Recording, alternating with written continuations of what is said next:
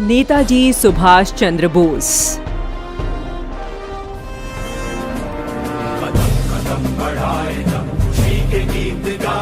मन में राष्ट्रभक्ति का जोश भर देने वाला यह गीत हम सभी ने सुना है, लेकिन आपको यह जानकर बेहद हैरानी होगी कि अंग्रेज हुकूमत को यह गाना खासा नापसंद था। इस गाने से उठने वाली राष्ट्रभक्ति की भावना अंग्रेजों को इतना भयभीत कर देती थी कि उन्होंने इस गाने पर 6 साल तक के लिए पाबंदी लगा दी।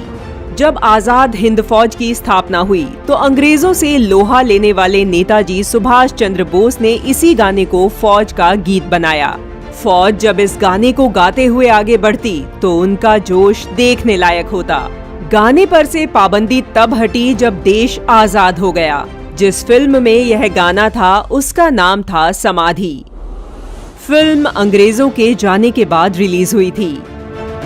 नेताजी सुभाष चंद्र बोस ने चौथा स्थान प्राप्त करते हुए ICS की परीक्षा पास की, लेकिन आजादी की लड़ाई में शामिल होने के लिए भारतीय सिविल सेवा की नौकरी छोड़ दी। सुभाष चंद्र बोस पर स्वामी विवेकानंद का विशेष प्रभाव रहा। उन्होंने स्वामी विवेकानंद के सबसे निचले स्तर के व्यक्ति को उच्चतम स्तर तक पहुंचाने के संकल्प को अपने जीवन में उतारा और विद्यार्थी जीवन से ही देश सेवा में लग गए। 1921 से 1941 के बीच नेताजी को भारत के अलग अलग जेलों में 11 बार कैद में रखा गया। 1941 में उन्हें एक घर में नजरबंद करके रखा गया था, जहां से विभाग निकले। नेताजी कोलकाता से गोमो होते हुए ट्रेन से पेशावर पहुंचे। यहां से वह काबुल और फिर जर्मनी पहुंचे, जहां उनकी मुलाकात एडोल्फ हिटलर से हुई। आजाद हिंद फौज या इंडियन नेशनल आर्मी का गठन 1942 में किया गया था। 1943 में सुभाष चंद्र बोस पनडुब्बी द्वारा जर्मनी से जापानी नियंत्रण वाले सिंगापुर पहुंचे, जहां उन्होंने दिल्ली चलो का प्रसिद्ध नारा दिया। 4 जुलाई 1943 को सुभाष चंद्र बोस ने आजाद हिंद फौज एवं इंडियन लीग की कमान संभाली। ब्रिटेन के भारत को आजादी देने की बड़ी वजह आजाद हिंद फौज के सैनिकों के बलिदान से पैदा हुई राष्ट्रवाद की भावना थी। ब्रिटेन भारत की उसी सेना से डरा हुआ था जिसकी मदद से उसने विश्व युद्ध जीता था। भारत के सैनिकों ने इटली, जापान और जर्मनी की सेनाओं को हराया था दूसरा विश्व युद्ध। युद्ध खत्म होने के बाद भारत के लाखों सैनिक स्वदेश लौट रहे थे। विश्व युद्ध के बाद 25 लाख भारतीय सैनिकों को डीकमीशन किया जा रहा था, यानी उनकी सेवाएं समाप्त की जा रही थी। 1945 के आसपास भारत में सिर्फ 40,000 अंग्रेज जवान मौजूद थे और वो 25 लाख भारतीय सैनिकों की इस विशाल सेना से नहीं लड़ सकते थे। इसीलिए अंग्रेजों ने भारत पर कब्जा बनाए रखने के लिए नई योजना बनाई। उन्होंने सैनिकों का मनोबल तोड़ने के लिए आजाद हिंद फौज के जो अधिकारी और सैनिक अंग्रेजों की कैद में थे, उन सभी को फांसी देने के लिए लाल किले में सुनवाई की। इतिहास में इस घटना को रेड फोर्ट ट्रायल्स कहा जाता है। अंग्रेजों को लगा कि नेताजी के साथियों को सार्वजनिक फांसी देकर भारत के मनोबल को तोड़ा जा सकता है।